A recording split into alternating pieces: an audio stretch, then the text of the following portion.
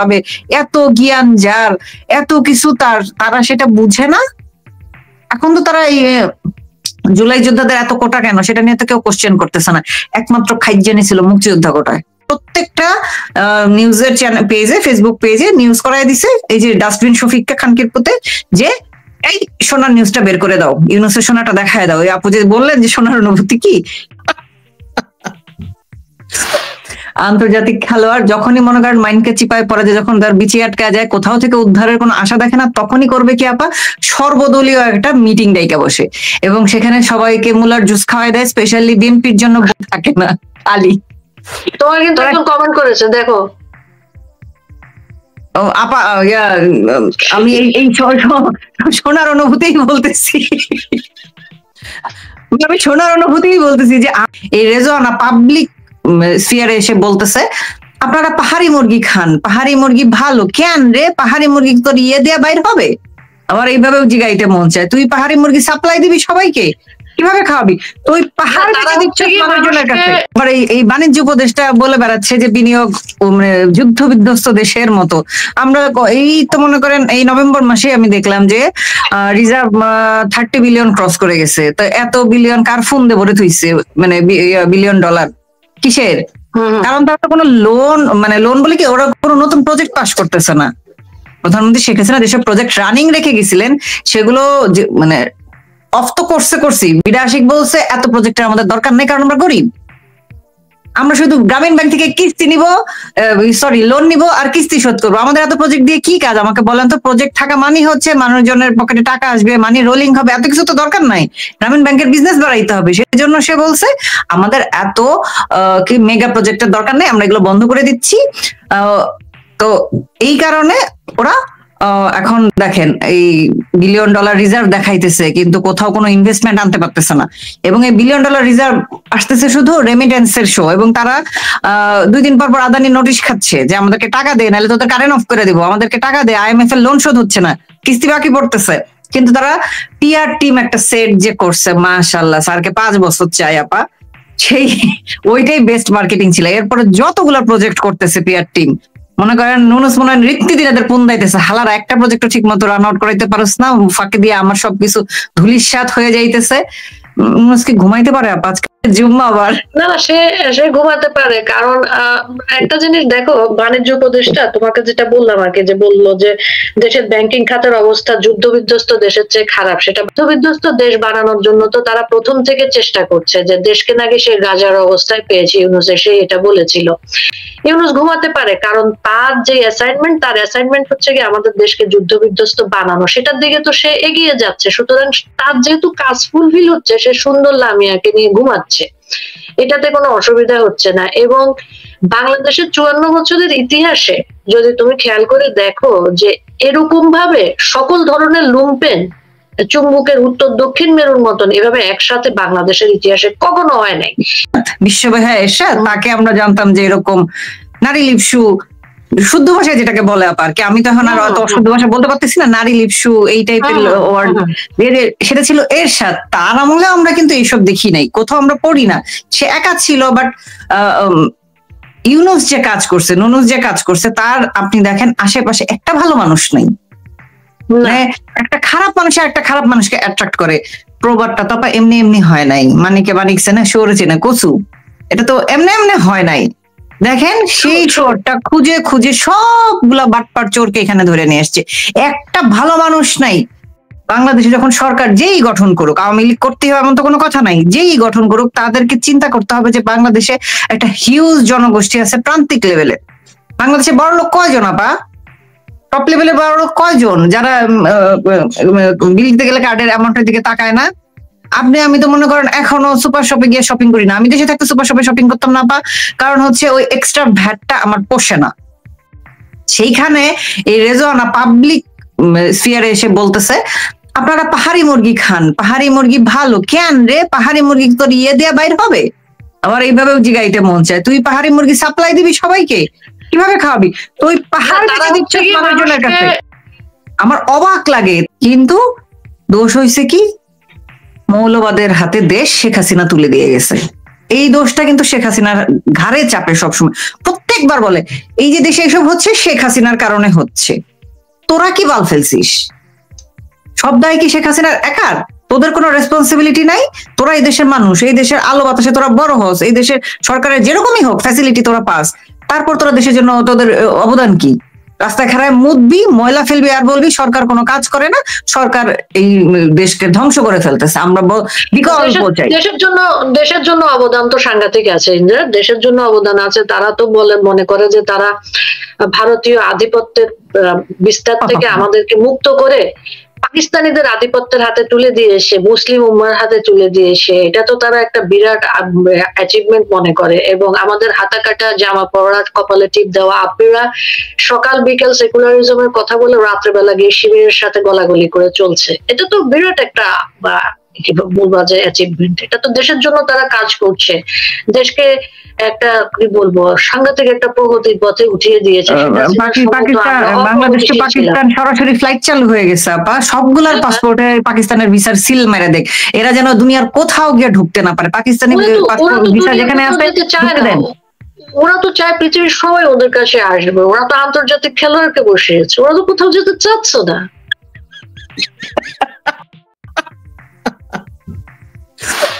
আন্তর্জাতিক খেলোয়াড় যখনই মনে করেন মাইন্ডকে চিপায় পড়ে যায়, যখন তার বিচি আটকা যায়, কোথাও থেকে উদ্ধারের কোনো আশা দেখে না, তখনই করবে কি আপা, সর্বদলীয় একটা মিটিং ডাইকা বসে এবং সেখানে সবাইকে মুলার জুস খাওয়াই দেয়, স্পেশালি বিএনপির জন্য বড় বড় মুলা রাখে। সর্বদলীয় এটা হচ্ছে ক্লাসে বাচ্চা তিনটা, তুমি সেখানে 3 নাম্বার, আম্মুর এসে বলতেছো আম্মু আমি 3rd হয়েছি।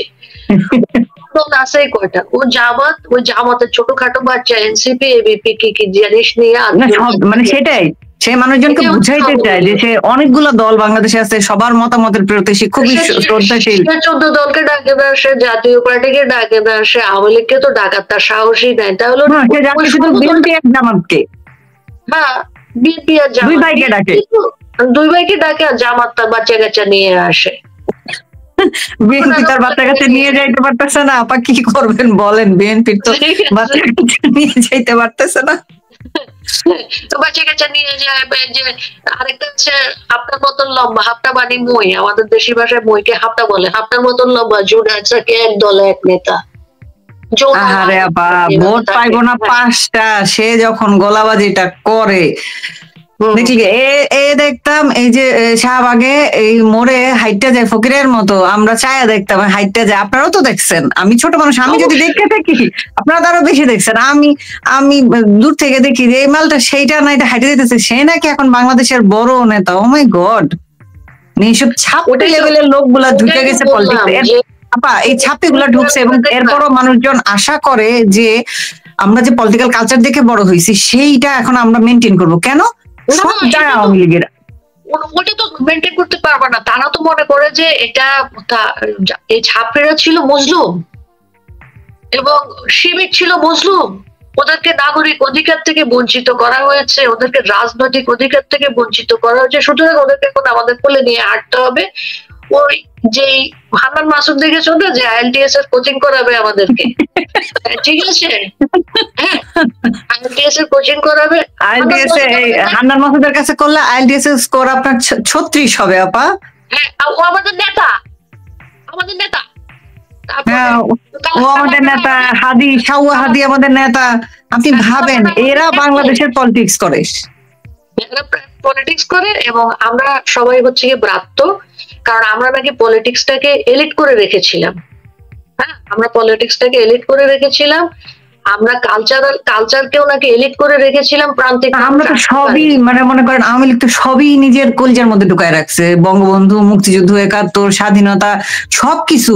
তো এখন যেহেতু আওয়ামী লীগ নাই, আওয়ামী লীগের গলা তোরা চিপে ধরে আছিস, তাহলে তোরা সবকিছু ভাগ করে নে, ভাগ করে নিয়ে দেখাই দে, তাইলে তো আওয়ামী লীগের একা এই পরিশ্রমটা করা লাগে না। সংসারের বড় ছেলে হয়েছে আওয়ামী লীগ, বুঝছেন? আওয়ামী লীগ সব কিছু করবে কিন্তু টুস করতে পারবে না। এই যে দেখেন, এই যে এটার নাম কি বললেন, এই মাংস মাসুদ আর এই শাওয়াহাদি, এরা মনে করেন যা ইচ্ছা তাই করতে পারবে, কারণ তারা তারুণ্যের ভাষায় কথা বলে। আমাদের ঢাবির প্রফেসর মনামি ম্যাডাম তো বলছে তারুণ্যের ভাষা এরকম হয়। প্রফেসর শব্দটাকে সে করতেছে, সে এখানে অসম্মান করতেছে। আমি তো চান্স দেখাইতে পারি না, আমি কিভাবে বলি বলেন তো, আমি তো গরিব। হ্যাঁ, আমি তো ঢাবিতে চান্স পেয়ে দেখাইতে পারি আমরা নাই। তো ঢাবিতে চান্স পাই, আমরা ঢাবির প্রোডাক্ট। ও কিসের প্রফেসর? না, সে বলতেছে এইসব হচ্ছে তারুণ্যের ভাষা, কিন্তু দেখেন আওয়ামী লীগের কেউ যদি এই টাইপের ভাষায় কাউকে রিপ্লাই দেয় তখন তারা শুদ্ধচারের ঝান্ডা নিয়ে চলে আসে। তুমি এরকম করতে পারবে না, আওয়ামী লীগ কেন এরকম করবে? সবাই পারবে, কিন্তু আওয়ামী লীগ পারবে না। আলী রিয়াজের ওই আরেক বান্ধবী, তোমার ভাষায় আমি বললাম না, আমি আমার ভাষায় বললাম, দিলরুবা শারমিন, নারী মানুষ, আমি সেভাবে হ্যাঁ, আমি সেভাবে বলতে চাই না। তো উনি বলছে আমরা যারা আওয়ামী লীগের সমর্থক, হ্যাঁ, আমরা যারা সমর্থক, না না, তারা খুবই খারাপ এটা বলে না, তারা মানে আমরা যারা আওয়ামী লীগের সমর্থক, আমাদের মায়েরা সকলে ফ্লেশ ট্রেডার, আমরা তাদের সন্তান। এটা যখন বলছে তখন কিন্তু এখানে কোনো অবমাননা হয় নাই। না, আমি যদি এখন ঘুরায় তাকে কির বাচ্চা বলি, তখন দেখবেন এই যে দেখেন আওয়ামী লীগ আমাদের বলতেছে, আওয়ামী লীগের এরকম। তো আমাদেরকে কিন্তু সবাইকে সেই ধরনের একটা কথা বলেছে। এবং খুবই আশ্চর্যজনক বিষয় হচ্ছে, এই দিলরুবা শারমিনের আম্মা প্রয়াত, ওনার নাম রওশন হাসিনা, উনি যশোর আওয়ামী লীগের একজন খুবই কার্যকর একজন কর্মী ছিলেন, এবং উনি একটা নেতৃত্বের পর্যায়ে ছিলেন। তারা কিন্তু বংশ পরম্পরায় আওয়ামী লীগ। আপা, আমি যে একটা কথা বলি, বাঙালি হয়েছে বেইমানের জাত, পাইছেন উত্তর? না না, বেইমানের জাত না, সে এখন আলী রিয়াজের মতন লোকের ক্ষমতাকে এক্সারসাইজ করার জন্য সে ওখানে যায় ভিড়েছে। এটা তার রাজনৈতিক চয়েস, এটা তো আমি বলতে পারি না যে আপনি কেন ওখানে গিয়েছেন। সে একটা সম্মানজনক পেশায় আছে, ডেফিনেটলি আপা, আমি এটা বলতে পারি না, কিন্তু আমি তাকে বেইমান বলতে পারি। তুই সারা জীবন আওয়ামী লীগের ট্যাগ লাগায় ঘুরলি। সে একজন আইনজীবী, সে সেখানে গিয়েছে, এটা তার একেবারে নাগরিক অধিকার। তার পছন্দ হয়েছে ওই ধরনের রাজনৈতিক প্ল্যাটফর্ম, উনি যেতেই পারেন। তিনি আমাদেরকে কিভাবে ব্যাখ্যা করেছেন, এখন সেই জিনিস যখন ওনার নিজের উপর গিয়ে পড়ছে, ওনার মেয়ের ছবিকে নিয়ে ট্রল হচ্ছে, উনি কিন্তু এখন সকলের আইডি নিয়েছেন, পুলিশকে জানিয়েছেন, কিন্তু আমাকে তো ব্লক করে দিয়েছে। আবার আমি তো ওনাকে দেখতে পাচ্ছি না, আমি ওনাকে একটা খারাপ কথাও বলি নাই। সাইবার সেলে দিয়েছেন। এখন নিজের বেলায় আটিশুটি, অন্যের বেলায় ধাক্কাবাটি, এরকম হলে তো হবে না, এরকম হলে তো হয় না। আমি সেটাই বলতেছি, আওয়ামী লীগকে কেন বড় সন্তান হয়ে সবকিছুর দায় নিতে হয় আমাকে বলেন? সবসময় আওয়ামী লীগকে অগ্নি পরীক্ষা দিতে হয়, দিয়ে প্রমাণ করতে হয় যে সে সীতা একদম সতী নারী, সীতার মতো সতী নারী, তাকে ইমপ্রুভ দিতে হয়, তারপর তাকে পরীক্ষা দিতে হয় সে সব শুদ্ধাচারী নিয়ে থাকবে। কেন আপা, কি বালের ঠেকাটা পড়ছে? বাংলাদেশে সব ধর্ম, বর্ণ, মতের এবং চোর বাটপার, ভালো, সাধু, সন্ন্যাসী সব আছে, প্রত্যেকটা দলেও তাই থাকবে। কিন্তু না, শুধু আওয়ামী লীগকে হইতে হবে সাধু সন্ন্যাসীর দল। এখানে কোনো কেউ, এই যে মনে করেন হাদি তাদের নেতা হইতে পারবে, মাংস মাসুদ IELTS করানো মাংস হইতে পারে তাদের নেতা, কিন্তু আওয়ামী লীগ এসব কথা বলতে পারবে না। দেখেন সুস্মিতা আমাদেরকে ফ্লেশ ট্রেডার বলতে পারবে, আমাদের মায়েদেরকে এবং আমাদেরকেও বলবে, কিন্তু তাকে আমরা ঘুরে জবাব দিতে পারবো না। আমাদেরকে গান্ধীবাদী হইতে হবে, এক গালে চর খাইলে আরেক গাল বাড়াই দিতে হবে। কি খুশি মেয়ে, কেন আওয়ামী লীগকে বারবার এই পরীক্ষাটা দিতে হবে? আমি আবার প্রচুর অনলাইনে অনেক মুরব্বীদের লেখা, যেহেতু আপনারা সবাই বড় মুরব্বী বলতেছি, লেখা পড়ি, সবাইকে বলে যে আওয়ামী লীগকে শুদ্ধ হয়ে ফিরে আসতে হবে, আওয়ামী লীগ এইরকম আচরণ করলে মানুষজন একসেপ্ট করবে না। তাইলে এই যে মাংস মাসুদ, এই ফকিরনি ছাত্রী লেভেল গুলার, এই যে দেখেন লেদার আসিফ, এদেরকে কিভাবে মানুষ একসেপ্ট করতেছে? 16 মাস আগে এরা কে কইছিল এক একটা লেগুনা ড্রাইভার হইতে গেছিল, একটা নর্মাল চাকরির পরীক্ষা এরা পাশ করতে পারে নাই। ঢাবি কোথা থেকে পড়ছে আমি জানি না, ঢাবিতেই পড়ছে অবভিয়াসলি। একটা নর্মাল চাকরির পরীক্ষা পাশ করতে না পাইরা যারা কোটা আন্দোলনের নামে লুটপাট করে খাইতে বসছে টাকা পয়সা, তাদেরকে নেতা মাইনা নিতে কারো কোনো সমস্যা হয় নাই। কিন্তু আওয়ামী লীগকে হইতে হবে একদম 24 ক্যারেট গোল্ডের মতো। কেন? না না, আওয়ামী লীগের সবাইকে, এবং যারা ডিরেক্ট সমর্থক এবং যারা সফট সমর্থক, কালচারাল কারণে সফট সমর্থক, তাদেরকে হতে হবে নিউজিল্যান্ডের প্রাক্তন প্রধানমন্ত্রী জ্যাকারান্ডার মতো। ঠিক আছে, উনি যেরকম ওনার দেশে জঙ্গি হামলা হয়েছে, কিন্তু উনি মাথায় ওড়না দিয়ে ইফতার করতে চলে গিয়ে সবাইকে শান্ত করেছেন। আওয়ামী লীগকে গ্রেনেড হামলা করা হবে, কিন্তু আওয়ামী লীগ বলবে যে গ্রেনেড হামলাটা ঠিকঠাক ভাবে হয় নাই, মাত্র 22 জন মারা গেছে। 2200 জন মারা গেলে প্রকৃত হামলা হইতো। ঠিক আছে, এবং আমাদের প্রধানমন্ত্রীকে বলা হবে উনি খুনি। উনি কিন্তু খেয়াল করে দেখো যে উনি 96 সালে প্রথম ক্ষমতায় আসছে, তুমি হলে কি করতে? তোমার পুরো পরিবারকে মারে ফেলালে। আপা, আমি প্রথম আমি অ্যাজ এ নর্মাল হিউম্যান প্রধানমন্ত্রীর পদ আমি বাদ দিলাম, এজ এ নর্মাল হিউম্যান আমি ফার্স্ট চান্সে এগুলোর সব ব্রাশ ফায়ার করে মেরে ফেলাম, সিম্পল। এইটাই, উনি কিন্তু আইনি প্রক্রিয়ায় গিয়েছে এবং ওনার 5 বছরের মেয়াদে কিন্তু বিচারটা শেষ হইতে পারে না, উনি আবার 2008-এ যখন আমরা 9 থেকে আবার শুরু করেছে, সেই মানুষকে আমরা বলছি যে উনি নাকি হাজার মানুষ মেরে ফেলেছে, হাজার তালিকা মেরে তো ফেলেছে আপা, তার লোভের কোনো সীমা নাই। এই কোন নোটির জাজ নাকি বলছে একটা মানুষের এত লোভ কি করে হয়, তার নামের মানে 16 মাস পরে তার একটা লকার আবিষ্কার করছে, ভল্ট আবিষ্কার করছে। আপা আমি জানি না, আমি গরিব মানুষ, লকারও আমার নাই, ভল্টও আমার নাই, সো দুইটাতে প্যাচ লেগে যাইতে পারে, গয়না বাইর করতেছে, তারপর তার জমির মামলা দিচ্ছে। ভাই পুরো বাংলাদেশটা যা, তার নামে তোরা জমির মামলা দিচ্ছিস, হাস্যকর না? এর চেয়ে হাস্যকর আর কিছু হয়?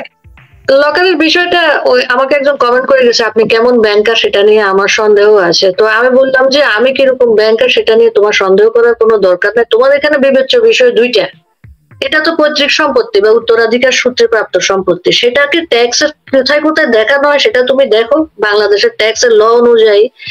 এবং লকার এবং ভল্টের পার্থক্যটা বুঝাও ইন্দ্রা। মূল ভল্টে টাকা থাকে, অনেক ব্রাঞ্চে ওই ভল্ট যেখানে থাকে তার পাশেই আরেকটা সেমি ভল্টের মতনই থাকে, সেটার ভিতরে লকার গুলা রাখা থাকে। লকার গুলা বিভিন্ন সাইজ হয়, বিভিন্ন ব্যাংকে তার জায়গা অনুযায়ী, কোনোটা স্মল হয়, কোনোটা মিডিয়াম হয়, কোনোটা বড় হয়। এই 3 ধরনের লকার থাকে বিভিন্ন জায়গায়। এবং লকারের একটা সাইজ আছে, একটা ওভেনের সাইজেরও কোনো একটা লকার পাবা না যে একটা লকার পুরো একটা ওভেনের সাইজ। আমরা যে মাইক্রোওয়েভ ওভেন ইউজ করি, আমি জীবনে যাই নাই আপা, আমি গরিব মানুষ। আমি সেটাই বললাম যে আমি তো ব্যাংকার ছিলাম, আমি 3টা ব্যাংকে মাত্র 16 বছর ছিলাম। এবং লকার যে ডিপার্টমেন্টের আন্ডারে থাকে সেটাকে জেনারেল ব্যাংকিং বলা হয়। সেই জেনারেল ব্যাংকিং এর আমি ইনচার্জ ছিলাম বহু বছর, এবং একটা ব্যাংকের বৃহত্তম শাখার বৃহত্তম জিবির ইনচার্জ ছিলাম। মনে করো যে জিবিতে 22 জন লোক কাজ করতো, আমি সেটার ইনচার্জ ছিলাম। তো এবং আমি আরেক ব্যাংকে ছিলাম, সেখানে আমার ক্লায়েন্ট ছিলেন হচ্ছে প্রাক্তন প্রধানমন্ত্রী খালেদা জিয়া, লুৎফুজ্জামান বাবর।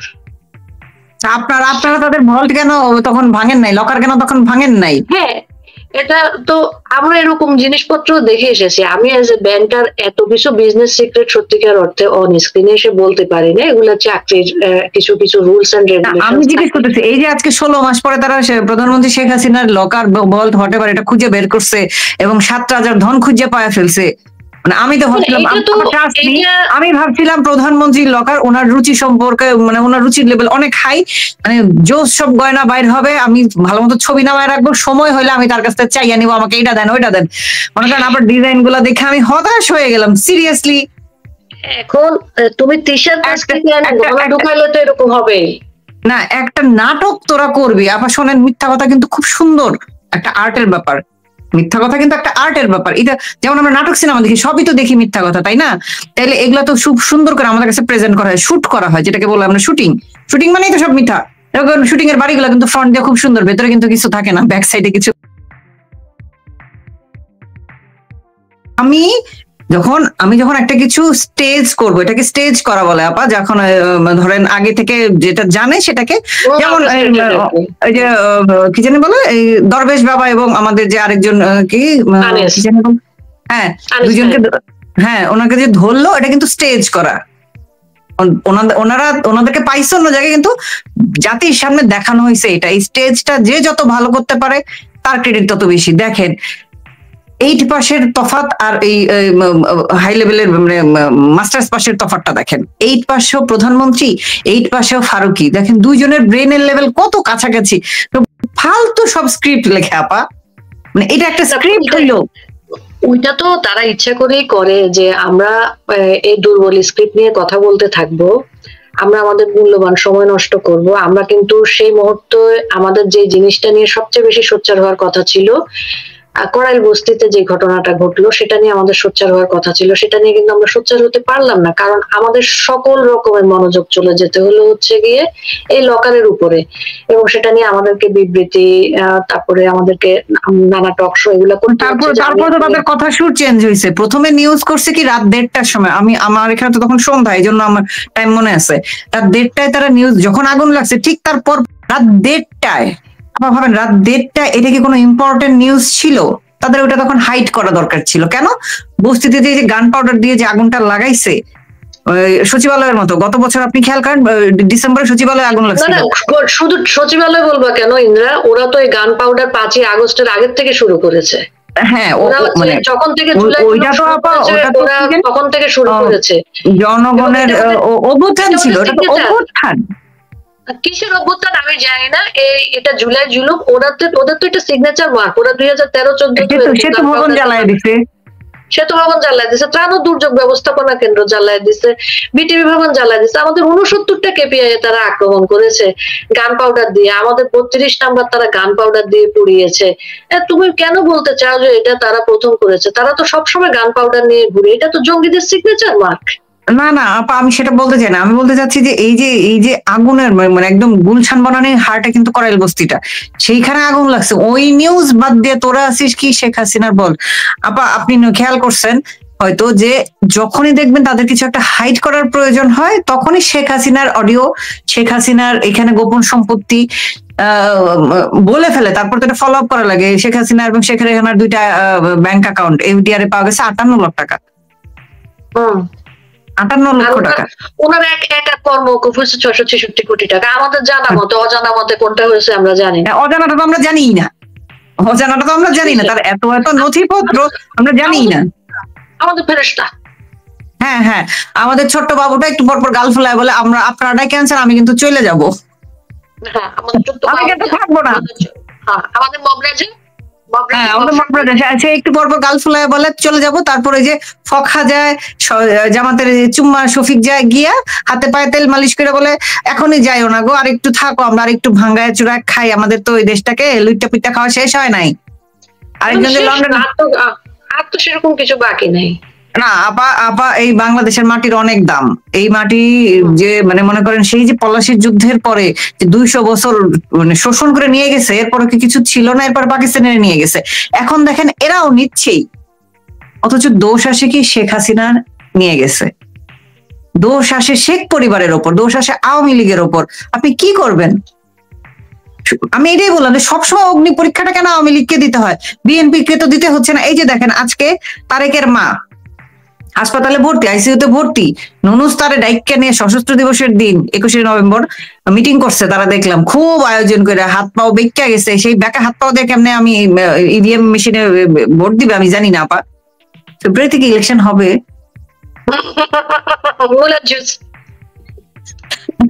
সেই নুনুস খালেদা জিয়াকে ডাইকে নিয়ে কি কান পড়া ফুসমন্ত দিছে, সে ওইখানে শূন্য এসে আইসিইউতে ভর্তি হয়ে গেছে। কিন্তু তার ছেলে এখনো তাকে দেখতে যায় না। আপনি এটা ভাবেন যে এই ছেলে নিত্যদিন আওয়ামী লীগের আমলে ইন্টারন্যাশনাল মিডিয়াকে দেখা চিল্লাফাল্লা করছে, দেখো আমার মাকে আটকায় রাখছে, ট্রিটমেন্ট দিচ্ছে না, আমি দেশে যাইতে পারতেছি না আমার মাকে দেখতে, এবং আমার মাকেও বিদেশ আসতে দিচ্ছে না। সেই মা এখন নুনুসের আমলে হাসপাতালে ভর্তি। সে মাকে তো বিদেশে একবার নিয়ে আবার পাঠায় দিছে যে মা যাও দেশে গিয়া 10% কামায় আমাকে পাঠাও, আমি লন্ডনে লাক্সারি লাইফ লিড করি, বিলায়ের পক্ষিয়া তাই তুমি ওখানে যা মন চাই করো, তোমাকে দিয়ে তোমার কোনো কাজ নাই। সে একটা নিজেকে বলে দেশনেতা। এই হয়েছে দেশনেতা, দেশের মানে ছারখার হয়ে যাইতেছে। প্রধানমন্ত্রী শেখ হাসিনা রায় নিয়ে খালেদা জিয়ার বক্তব্য সে নিজের মুখে দেখ আর যাই হোক, সে এগ্রি না করলে তার এই বক্তব্য ইয়েতে পেপারে আসার সুযোগ নাই। সে সন্তোষ প্রকাশ করছে এই রায়ে। এদের কাছে আবার মানুষজনের চাওয়া যে এরা বাংলাদেশে গণতন্ত্র প্রতিষ্ঠা করে দিবে। গণতন্ত্র মাংস মাসুদ গণতন্ত্র বানান লিখতে বললে কালকে নাহিদের হাতের লেখা দেখছো তুমি? দেখি না এত সার্কাস চলে, কই থেকে কি দেখবো না।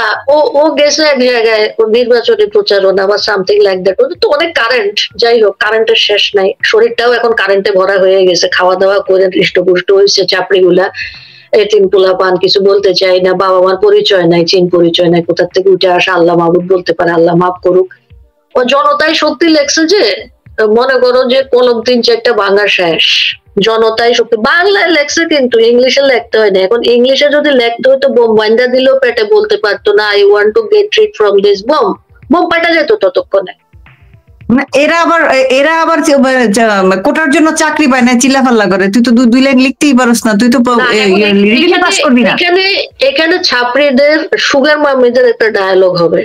ছাত্রীদের কিন্তু সুগার মাম্মি আছে, ঠিক আছে? ছাত্রীদের সুগার মাম্মিরা বলবে ওরা দেশের মানুষের অধিকার আদায়ের জন্য এত ইয়েতে সংগ্রামে ব্যাপৃত ছিল, হাতের লেখা কখন লিখবে আর পড়ালেখাই বা কখন করবে? ও তো মানুষের জন্যই জীবনটা উৎসর্গ করে দিয়েছে।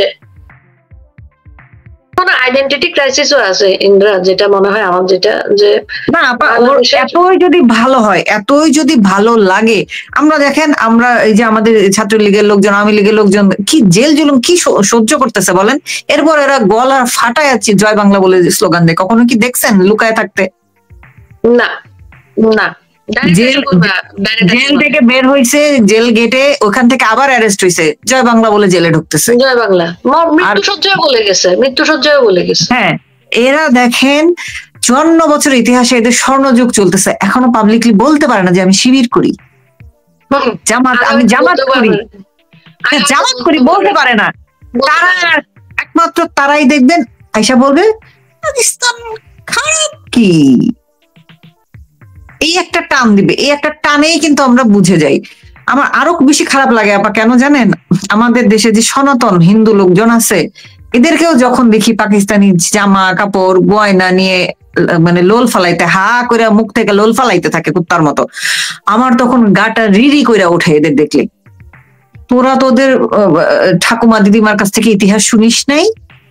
শুধুমাত্র ধর্মের কারণে হিন্দুদের যে পরিমাণ মার্ডার করা হয়েছে বাংলাদেশে, এবং পাকিস্তানে তো বাংলাদেশি মুসলমানদের মুসলমানই মনে করে না, না এখন বলে। সেইখানে তোরা কি করে পাকিস্তানের জামা গয়না দেখলে তোরা লোল ফালাস? আমার কাছে এটা মনে করেন পাপ থেকে মাথা পর্যন্ত ঠাস করে রাগ উঠে যায়, আমি এটা সহ্য করতে পারি না। আপনি যে বললেন মায়ের ধর্ষণকারীর সাথে গিয়ে বিছনায় উঠা পড়তে হবে, ভাই আমি কিন্তু মনে হলো ইন্দ্রা, মানে আমি যখন এই জিনিসটা ভাবি তখন আবার পরক্ষণে আমি নিজেকে বলি যে ওরা মায়ের ধর্ষণকারীর সাথে তো বিছানায় উঠতে পারবেই, কারণ ওরা তো দেশ বেচা মানে মা বেচা, ওরা তো মাও বেচে দিছে। এটা ভাবলে খারাপ লাগে আপা। এই যে এখানে সবসময় আওয়ামী লীগকে পরীক্ষা দিতে হয়। সারা জীবন শুনে আসছি আওয়ামী লীগ আসলে দেশ ইন্ডিয়ার কাছে বেঁচে দিবে। আমার মনে খুব শখ ছিল, কারণ তো মানে মনে করেন আমরা তো মফস্বলে বড় হয়েছি, লাক্সারিতে তো বড় হই নাই, মফস্বলে যেহেতু বড় হয়েছি, পাসপোর্ট ভিসা এগুলো খুব খরচান্ত ব্যাপার। তেমন হয়তো ইন্ডিয়া যদি কাছে বেঁচে দেয় তাহলে মনে করেন সস্তায় আমরা একটু তাজমহল দেখে আসতে পারবো, গরিবের লেভেল যেটা আর কি। খুব আশায় ছিলাম আপনার ট্রাস্ট মি, যে ভিসা যন্ত্রণা শেষ হয়ে যাবে, ছাড়াই আমরা দিল্লি ইন্ডিয়া ঘুরে আসতে পারবো, তারপর সিমলা মানালি ঘুরে আসবো, তারপর ধরেন একটু ডিস্কো করতে চাইলে গোয়াতে চলে যাব, মানে ব্লা ব্লা আর কি। বুঝতেই তো পারেন আমরা ছোট পোলাপান, মানে আমার জীবন শেষ হয়ে যাইতেছে। আমার পোলাপান বিয়া, মানে আমার কয়দিন পরে আমার মেয়ে বয়ফ্রেন্ড নিয়ে ঘুরবে, এখনো বাংলাদেশই রয়ে গেছে। এবং শেখ হাসিনা এই যে 16 বছর ক্ষমতায় থেকে মৃত্যুদিন পরীক্ষা মানে প্রমাণ করতে হয়েছে যে আমরা বেঁচি নাই। আমাদের যে কত পরিশ্রম গেছে আপা এটা প্রমাণ করতে, আপনি কি, আপনার তো মনেই আছে, আপনি তো আর ভুলে যান নাই, পরিশ্রম তো আপনিও করতেন। এখন দেখেন কোন পরিশ্রম ছাড়াই কাদম্বিনী মরিয়া প্রমাণ করিল কাদম্বিনী মরে নাই। আওয়ামী লীগের কোনো পরিশ্রম ছাড়াই প্রমাণ হয়ে গেছে যে না, মানে 5ই আগস্ট 75 সালে তো মনে করেন অল্প কয়েকদিন ক্ষমতায় ছিলেন বঙ্গবন্ধু, মুক্তিযুদ্ধের পরপর দেশটা খুবই ভালনারেবল ছিল তখন, আর অ্যানালগ দেশ ছিল তখন, মনে করেন অনেক কিছু মানে গুম করে ফেলা অনেক সহজ ছিল। যেমন জিয়া যেমন প্রায় 4000-এর মতো সেনা অফিসার, বিমান বাহিনী, নৌবাহিনী, সেনাবাহিনী মিলে মার্ডার করছে, ওটার প্রুফ এখন পর্যন্ত বের করা শেষ হয় নাই, মানে এমন ভাবেই ডকুমেন্ট গাপ করছে। ডিজিটাল যুগে তো আবার সেটা সম্ভব না, 24-25 সালে তো এটা সম্ভব না, প্রত্যেকটা রেকর্ড রয়ে গেছে। এরা যে এত বছর প্রপাগান্ডা চালাইছে, প্রধানমন্ত্রী 24 সালে চলে যাওয়ার পর থেকে এটা অটো প্রুফ হয়ে গেছে আপা। আওয়ামী লীগের গায়ে যেসব গন্ধ ছিল, দাগ ছিল, ওগুলো অটো দূর হয়ে গেছে।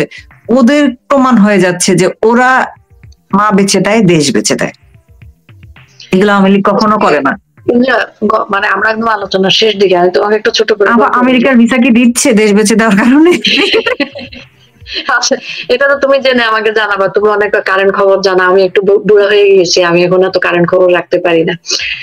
গতকাল আমার শিক্ষকের সাথে কথা হচ্ছিল, তখন উনি আমাকে বলল যে প্রোপাগান্ডার বিষয়টা আর কি, পুরো বিশ্ব যখন কমিউনিস্ট ব্লকে চলে যাচ্ছে, আমেরিকা তখন কমিউনিস্টদেরকে নিয়ে এরকম ইয়ে করলো, যে প্রোপাগান্ডা চালালো। লেনিন আছে যে উনি নাকি প্রত্যেক বেলায় একটা বাচ্চাকে রোস্ট করে খায়, ঠিক আছে, এরকম একটা কার্টুনও তারা প্রকাশ করলো। তো ওই যে তৎকালীন নেতা লেনিনকে মানে অবমাননা করার জন্য, তাকে সবার সামনে খারাপ হিসেবে উপস্থাপন করার জন্য আমেরিকা এরকম প্রোপাগান্ডা, তখন তো প্রিন্ট মিডিয়া বুঝোই এভাবে চালালো। তো এই যে বিশ্বের বিভিন্ন দেশের, আমাদের উন্নয়নশীল দেশগুলা যেখানে কোনো না কোনো ধরনের সম্পদ আছে বা ভূ রাজনৈতিক কারণে আমাদের অবস্থান গুরুত্বপূর্ণ, সেখানকার ল্যান্ডকে ইউজ করে অন্য বড় কোনো দেশকে কন্ট্রোল করা যাবে, তো তারা এই প্রোপাগান্ডা চালাবেই। এখন এইটা সেই দেশের মানুষের দায়িত্ব, সে সেই প্রোপাগান্ডাতে পা দিবে কিনা, সেই প্রোপাগান্ডাতে পা দিয়ে সে তার দেশকে নষ্ট করবে কিনা, দেশকে এই যে ঔপনিবেশিক শক্তির হাতে তুলে দিবে কিনা।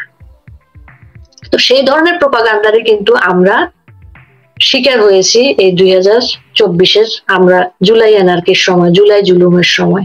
আমাদের দোষ একটাই ছিল ইন্দ্রা, আমাদের মতন মানুষদের এবং অন্যান্যদের, আমি তখনকার সরকারের কথা এখন আর বলতে চাই না, মানুষ এত ভাবে বলে, দোষের কথা তো অনেক ভাবে বলা যায়, গুণের কথা খুব কম মানুষ বলে। তো দোষ বলতে বলতে আমাদের যেটা দোষ ছিল, আমরা কিন্তু এই প্রোপাগান্ডা গুলো দেখেছি, আমরা জানি যে এটা প্রোপাগান্ডা, কিন্তু আমরা সেগুলো কিন্তু ডিবান করার কাজে নিজেকে ব্যাপৃত রাখিনি, এবং মানুষকেও প্রশ্ন করতে শিখাইনি যে কেন এই জিনিসগুলো হচ্ছে বা কি কারণে হচ্ছে, যে কারণে আমাদের নেত্রীকে আমরা কেউ সেফগার্ড করতে পারি নাই সত্যিকার অর্থে। এবং আমরা কি করেছি, মাঝে মাঝেই ওনার এই যে সমালোচনা করতে গিয়েছি, দেশে যখন কোনো কার্যকরী বিরোধী দল থাকে না, তখন তো সত্যিকার অর্থে অ্যাক্টিভিস্টদের সেই জায়গাটা গ্রহণ করতে হয়। আমরা তার সমালোচনা করেছি, আমরা কিন্তু তার কখনো হাতটা আঁকড়ে ধরি নাই, তাকে শক্তিশালী করতে যাই নাই। ওনাকে এই যে আমরা নিঃসঙ্গ ছেড়ে দিয়েছি, উনি যে নিঃসঙ্গ একা হয়ে গিয়েছে, ওই সময় কিন্তু ছাত্রীরা গিয়ে ওনার পাশে দাঁড়ানোর সুযোগ পেয়েছে আমাদের অভিমানের কারণে, বা আমাদের কার্যকর মানে আমরা যখন কোনো কাজ করি নাই আর কি ওই সময়টায় দেশের জন্য, সেই কারণে কিন্তু এই কাজগুলা অনেক বেশি ত্বরান্বিত হয়েছে। করলে কেউ শুনতো, কারণ আমরা তো ট্যাগ লাগানোর লিগের দালাল। আমরা যদি বলতাম যে আওয়ামী লীগ এই কাজটা করে নাই, কেউ বিশ্বাস করতো। আমি অনলাইনে না বললে অফলাইনে যখন কথা বলতাম, মানুষজন বলতো তুমি তো লীগের দোষ দেখবাই না। এখন আপনি যেটা বলতে চাচ্ছেন যে আপাকে আমরা একা ফেলে দিছি, এখন আমার কাছে হ্যাঁ আপা মানে মানুষ তো ঠেকেই শিখে, দেখে যা শিখে না সে তো ঠেকে শিখবে। এখন বাংলাদেশের মানুষের অবস্থা এমন হয়েছে যে এরা মনে করেন জীবন দিয়ে শিখতেছে কি ছিল আর এখন কিরকম আছে। এদের তো শিক্ষাটা হওয়া দরকার ছিল। ওই যে বাংলাদেশের যে অবৈতনিক শিক্ষা ক্লাস 5 পর্যন্ত ছিল না, সবার জন্য শিক্ষা বইয়ের পেছনে গোল করে সুন্দর করে লেখা থাকে। আমি এখন সবাইকে একটা কথাই বলি, সবার জন্য এই টুটমারা বাধ্যতামূলক 5 বছর চাই নুনুসকে। না এটা তো আমরা অভিমান করে বলি, আমি তোমাকে সেটাই বললাম যে দেখো আমরা শহরে মানুষ, আমরা ঢাকা শহরে বর্ন এন্ড ব্রট আপ, আমরা অনেক প্রিভিলেজড, ঠিক না? আমি আমার লাইফে কিন্তু খুবই প্রিভিলেজড, আমি বাবা মার একমাত্র মেয়ে, আমার প্রিভিলেজের সীমা পরিসীমা নাই। ওই যে বললাম খাগড়াছড়ির সেই মেয়েটা, পানছড়ির সেই মেয়েটা আমাদের ক্লাসমেট হিসেবে আসছে, সুন্দরবন থেকে আসছে, সে তো প্রিভিলেজড না। এখন তার কথা যখন ভাবি তখন কিন্তু আমি বলতে পারি না অভিমান করে যে ইউনূসকে 5 বছর চাই, তখন কিন্তু আমার দেশের মানুষের জন্য আমার মনটা পড়ে, আমার মায়ের কবর যেখানে সেটার জন্য মনটা পড়ে। পুরুকাবা বাংলাদেশের মানুষজনের এই যে আমরা যে দেখলাম যে মুক্তিযোদ্ধা কোটা নিয়ে সব মানুষের জেনারেলি একটা খাইজানি ছিল। কেন ছিল বলেন তো? মাত্র 9 মাসে বাংলাদেশ স্বাধীন হয়ে গেছিল। 9 মাসে এমন অনেক গ্রাম আছে, পাড়া আছে, মহল্লা আছে যেখানে একটা মানুষও শহীদ হয় নাই। তারা তো বুঝতে পারবে না যে যুদ্ধের ভয়াবহতাটা কি জিনিস, রাতের বেলা ঘুমাইতে না পারাটা কি জিনিস ঘরের মধ্যে। ওদের তো ভয়াবহতাটা বুঝতে হবে, ফিল করতে হবে, তাইলে না তারা অন করতে পারবে যে মুক্তিযোদ্ধারা আমাদের জন্য কি করছে। তারা তো এই 50 বছর ঘটনা যেটা হয়ে গেছে ফিল করছে কারা জানো? যারা অনেকটাই মুক্তিযুদ্ধের সপক্ষের শক্তি, বিপক্ষেরা মনে করেন নগর পড়লে দেবালয় তো আর এড়ায় যায় না, ওরাও শিখতেছে। এই যে আজকে দেখেন চুম্মা আমির চুম্মা শফিক বলতেছে আমরা আপনাদের বোরখা পড়তে বাধ্য করব না, আপনারাই রাষ্ট্রের কল্যাণে শালীন পোশাক বেছে নিবেন। মানে হয়েছে আমরা তোমাকে সামনে দিয়ে মারবো না, পুটকির মধ্যে বাইরাবো। মানে আপনি ভাবেন এদের এই শিক্ষাটা হওয়া দরকার আপা, এদের এই শিক্ষাটা খুবই দরকার। আমি এটা সব সময় বলি যে আপা মনে করেন যে আপনি চোখ কান বুইজা কয়টা দিন ছুটিতে আছেন, প্রধানমন্ত্রী শেখ হাসিনাকে বলি আপনি কয়টা দিন মনে করেন ছুটিতে আছেন, এরা জাহান্নামে যাক, এদের বোঝা উচিত কই ছিলাম আর এখন কই আছে। আজকে আমাদের মানে আমাদের না আপনার ভার্সিটির কাজী মামুন, ফিজিক্সের প্রফেসর, উনি পোস্ট করেছে কামরুল হাসান সরি মামুন দেখে আমার মাথায় ওটা চলে আসছে, মামুন কামরুল হাসান মামুন। সেই কামরুল হাসান মামুন তার নাম হচ্ছে টাইসন মামুন। আচ্ছা আমি জানি না, আপনার ভার্সিটি আপনি জানবেন, আমি তো চান্স পেয়ে দেখাইতে পারি নাই। সে লিখছে আমরা এরকম কিসের মধ্যে পড়লাম, তোরা যে নাইচে নাইচে গেছিলি, এখন এই শিক্ষাটা হোক। আমি চাই আপা এই জুলাইয়ের যে লাল স্বাধীনতার যে স্বাদ, যে মজা, যে মনে করেন তাপটা উত্তাপটা প্রত্যেকটা ফ্যামিলিতে লাগুক। যার ঘরে একটা সমত্ব মেয়ে আছে, সেই মেয়ে যখন রাস্তায় বের হইতে পারবে না, ইন্টারের পরে যখন রাস্তায় পড়তে গেলে বলবে বোরখা ছাড়া বের হওয়া যাবে না, নাইচা কুইডা অলরেডি বন্ধ হয়ে গেছে। গত 16 মাসে আমরা দেখছি আপা কোনো ফুড রিভিউ রাতের বেলা কোনো কোথাও ফুড রিভিউ করতে যায় না, কোনো এই সুহুর পার্টি হয় না, যেটা বাংলাদেশের কালচার মানে একদম ট্র্যাডিশন হয়ে গেছিল যে সেহেরির 30টা দিন আল্লাহর 30টা রোজা তারা পার্টি করছে সেহেরিতে। মনে করেন আমরা মনে করেন খুব ফিল করতাম, গরিব ফিল করতাম আপা যে একটা সুহুর পার্টিতে যাইতে পারি না, কি করলাম জীবনে। এটা বন্ধ হয়েছে, কোন ভালো হয়েছে আপা? এই ফুড রিভিউ করতে পারে না, রাইটে ঘুরে বেড়াইতে পারে না, এই যে মানে মেয়েগুলা যে পরিমাণ ঘরে আটকাইছে, এখন দেখেন বিদেশে কোথাও ভিসা নিয়েও ঘুরতে যাইতে পারে না, একমাত্র কোথায় যায়, নেপাল যায়, আর কোথাও যাইতে পারে না। আপা এদের শিক্ষা হওয়ার দরকার নাই? অবশ্যই এদের শিক্ষা হওয়ার দরকার আছে। আমি সবসময় বলবো এখন মনে করেন আমাদের লোকজন সাফার করবে, ডেফিনেটলি আমি লীগের লোকজন শান্তিপূর্ণ ভাবেই সরকার চেঞ্জ হোক আর যেভাবেই চেঞ্জ হোক, আমি লীগের লোকজন সবসময় সাফার করে, এটা চিরজীবন করবেই, কিচ্ছু করার নাই। সেই জন্য আমি বলতে পারি না যে খুব শর্ট টাইম হোক, এদের আরো ভোগার দরকার আছে। না ভুগলে এদের আসলে ওই যে মাথায় মেমোরিটা থাকবে না। বাঙালি তো গোল্ডফিশ মেমোরি, এদের এই যে দেখেন 71 সালের মেমোরি বলতে এদের 5 বছর লাগে নাই, এদের 5 বছর লাগে নাই, এদেরকে প্রোপাগান্ডা খাওয়াই ফেলছে যে 74-এর দুর্ভিক্ষ বঙ্গবন্ধু নিজে ঘটাইছে। কিন্তু তারা ওই যে আপনি বলেন যে প্রশ্ন করতে শিখায় না আপা, একটা জাতিকে প্রশ্ন করতে কয় বছর লাগে শিখাইতে? সবসময় তাদেরকে বেবিসিট করা লাগবে কেন? নিজের মাথায় কি গিলু পদার্থ নাই? বাঙালিরা নাকি এই যে জেনজি প্রজন্ম বাংলাদেশের নাকি গ্লোবাল সিটিজেন, তারা দেশে বৈশাই অমুক বিদেশ চাকরি করে টাকা পয়সা কামায় উল্টায় ফেলা।